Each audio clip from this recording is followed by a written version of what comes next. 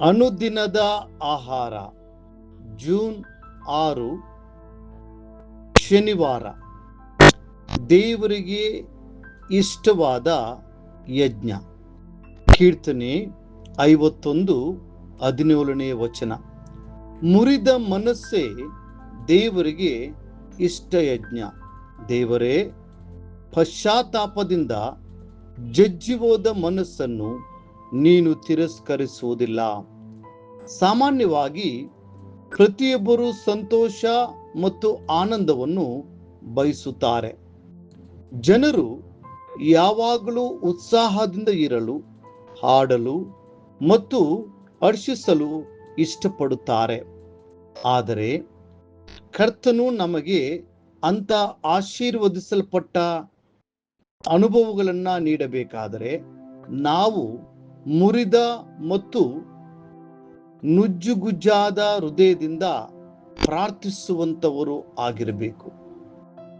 ನಮ್ಮ ಪರಿಸ್ಥಿತಿಗಳು ನಮಗೆ ಅನುಕೂಲವಾಗಿದ್ದಾಗ ನಾವು ಸಂತೋಷದಿಂದ ದೇವರನ್ನು ಸ್ತುತಿಸುತ್ತೇವೆ.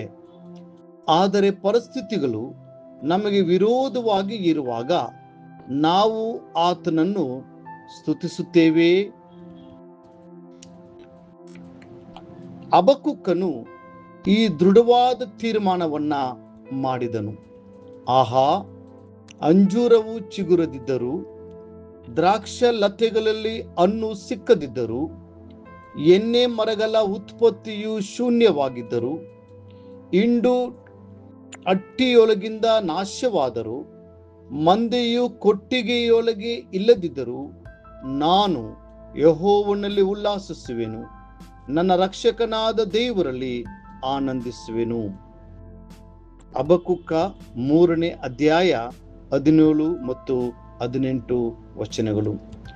ನಷ್ಟ ಮತ್ತು ಕಷ್ಟದ ಸಮಯದಲ್ಲಿ ದೇವರನ್ನ ಸ್ತುತಿಸುವುದು ಸಾಧ್ಯವಾಗುವುದಿಲ್ಲ. ಆದರೆ ನಮ್ಮ ಕರ್ತನು ಕೇಡನ್ನು ಮೇಲಾಗಿ ಬದಲಾಯಿಸಬಲ್ಲನು ಎಂದು ನಂಬುವವರು ಆತನನ್ನು ಸ್ತುತಿಸುತ್ತಲೇ ಇರುತ್ತಾರೆ. ದೇವರನ್ನು ಪ್ರೀತಿಸುವವರಿಗೆ ಎಲ್ಲವೂ ಒಳಿತಿಗಾಗಿ ಒಟ್ಟಾಗಿ ಸಂಭವಿಸುತ್ತದೆ ಎಂದು ಯಾರು ತಿಳಿದಿರುವವರು ಆತನನ್ನು ಸ್ತುತಿಸುತ್ತಾರೆ. ಸ್ತುತಿಯೊಂದಿಗೆ ಕೂಡಿದ ಪ್ರಾರ್ಥನೆಯು ಅಂಧಕಾರದ ಶಕ್ತಿಗಳನ್ನು ಮುರಿದು ದೇವರ ಬೆಳಕನ್ನು ಮತ್ತು ಆಶೀರ್ವಾದವನ್ನು ತರುತ್ತದೆ. ಅದು ನಮ್ಮ ನಂಬಿಕೆಯನ್ನು ಬಲಪಡಿಸುತ್ತದೆ ಮತ್ತು ನಿಜವಾದ ಸಮಾಧಾನವನ್ನು ನೀಡುತ್ತದೆ. ಅನ್ನಲಿಗೆ ಮಕ್ಕಳಿಲ್ಲದ ಕಾರಣ ಆಕೆಯ ಸಹೋದರಿಯು ಆಕೆಯನ್ನು ಪರಿಹಾಸ್ಯ ಮಾಡುತ್ತಿದ್ದಳು.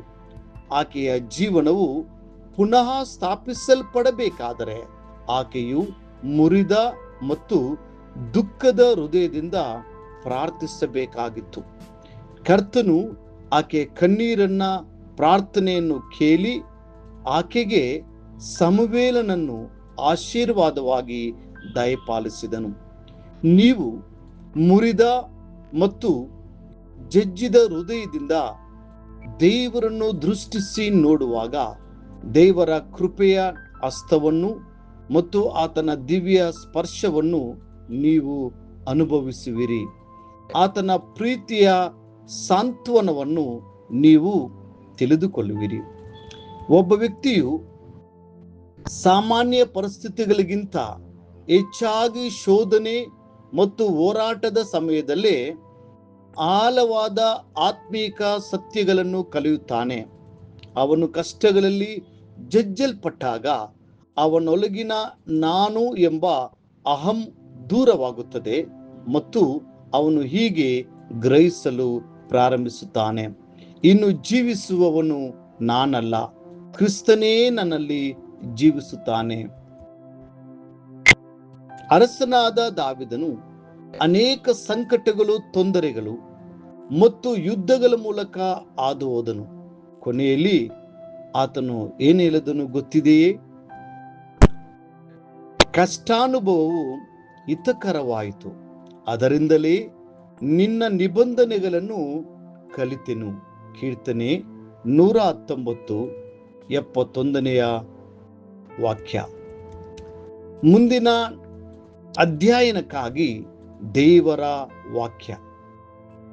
ಸಹೋದರರೇ, ದೇವರ ಕನಿಕರವನ್ನು ನಿಮ್ಮ ನೆನಪಿಗೆ ತಂದು ನಿಮ್ಮನ್ನು ಬೇಡಿಕೊಳ್ಳುವುದೇನೆಂದರೆ, ನೀವು ನಿಮ್ಮ ನಿಮ್ಮ ದೇಹಗಳನ್ನು ದೇವರಿಗೆ ಮೀಸಲಾಗಿಯೂ ಮೆಚ್ಚುಗೆಯಾಗಿಯೂ ಇರುವ ಸಜೀವ ಯಜ್ಞವಾಗಿ ಅರ್ಪಿಸಿರಿ.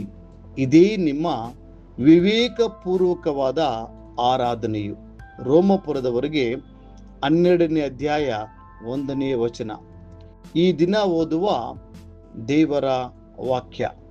ಮುಂಜಾನೆ 2 ಪೂರ್ವಕಾಲ ವೃತ್ತಾಂತ 25, 26 ಮತ್ತು 27 ಅಧ್ಯಾಯಗಳು.